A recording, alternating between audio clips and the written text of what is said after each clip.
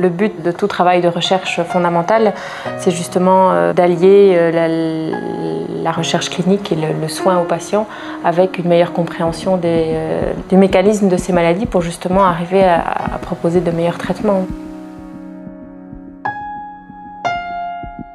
Les principales causes d'une naissance avant terme sont la prématurité spontanée, c'est-à-dire que vous n'y pouvez rien, c'est comme ça, et la prématurité induite, c'est-à-dire qu'il se passe quelque chose pour votre enfant et les médecins, pour le protéger, vont être obligés de faire une naissance avant terme. Les bébés les plus à risque sont les bébés qui naissent avant 33 semaines.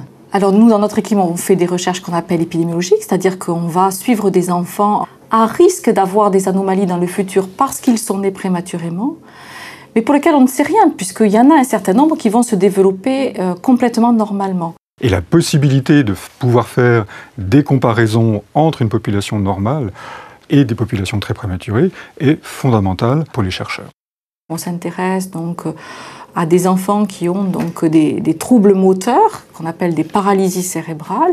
Donc nous travaillons pour essayer de quantifier ces problèmes et de voir dans quelle mesure on pourrait les repérer un peu plus précocement, parce que les repérer précocement, ça veut dire aussi pouvoir proposer des prises en charge pour les corriger à un moment où l'enfant est capable de modifier et de corriger un petit peu les anomalies qu'il pourrait présenter. Ces études ont effectivement, sur une durée de plusieurs années, permis de modifier actuellement complètement la prise en charge de ces prématurités spontanées. L'idéal, lorsque l'on suit ces enfants nés trop tôt, c'est de les suivre le plus longtemps possible jusqu'à l'âge adulte.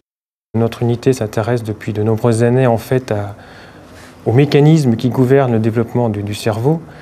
On dit d'une part les mécanismes normaux, mais on s'intéresse surtout aux mécanismes anormaux, c'est-à-dire quand il y a une maladie qui s'installe, que ce soit génétique ou des anomalies induites par certains toxiques comme l'alcool par exemple ou la cocaïne. Le message le plus important, c'est que le cerveau du fœtus, ou le cerveau immature, n'est pas un petit cerveau adulte. C'est un cerveau qui a ses propres règles, ses propres molécules, ses propres réponses, qui souvent diffèrent et parfois sont opposées à celles de la mère.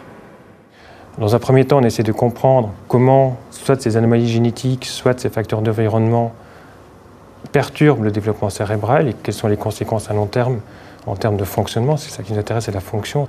Et dans un second temps, et ça c'est vraiment notre quête, la quête du Graal qu'on fait ici à Robert Debré, c'est de trouver des traitements qui vont non pas empêcher la lésion, puisqu'on arrive toujours après la bataille, mais on va essayer justement de stimuler, d'essayer d'augmenter les capacités résiduelles du cerveau pour essayer de compenser le déficit induit soit par le toxique, soit par l'anomalie génétique.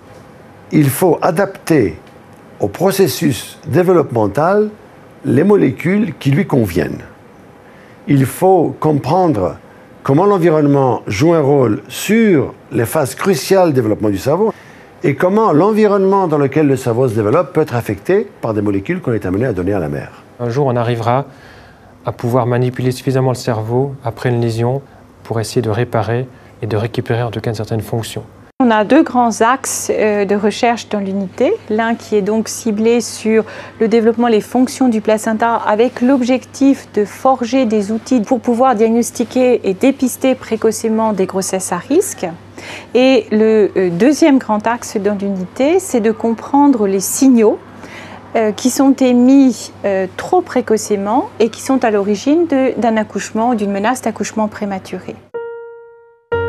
J'étais interne à Cochin, il y avait deux maternités avec deux équipes très différentes qui prenaient toutes les deux des grossesses à très haut risque.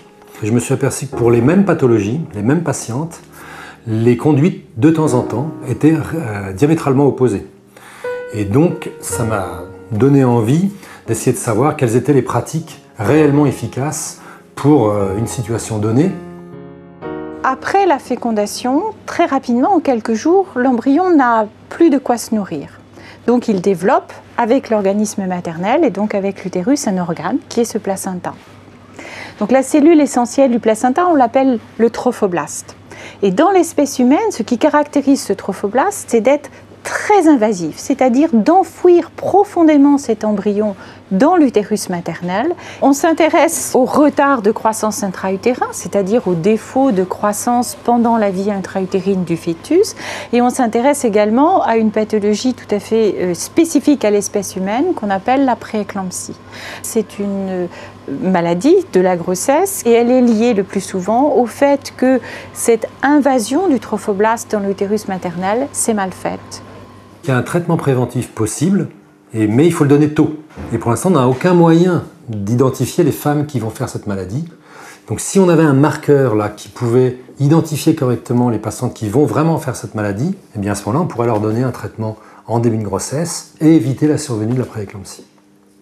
Là, c'est très simple. C'est une prise de sang, un dosage relativement simple qui pourrait nous permettre de dire à une femme, bien oui, vous avez un risque quand même relativement élevé de faire une prééclampsie, on va vous donner un traitement préventif.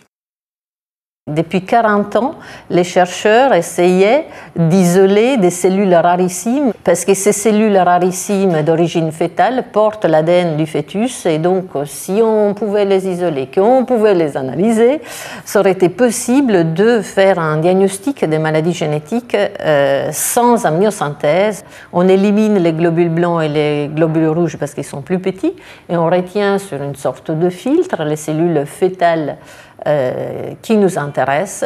Et donc là, on peut analyser son ADN. Par cette méthode, on peut faire les diagnostics prénatals non invasifs de toutes les maladies qui sont actuellement dépistées par les méthodes invasives. Mais il faut mettre au point la méthode maladie par maladie.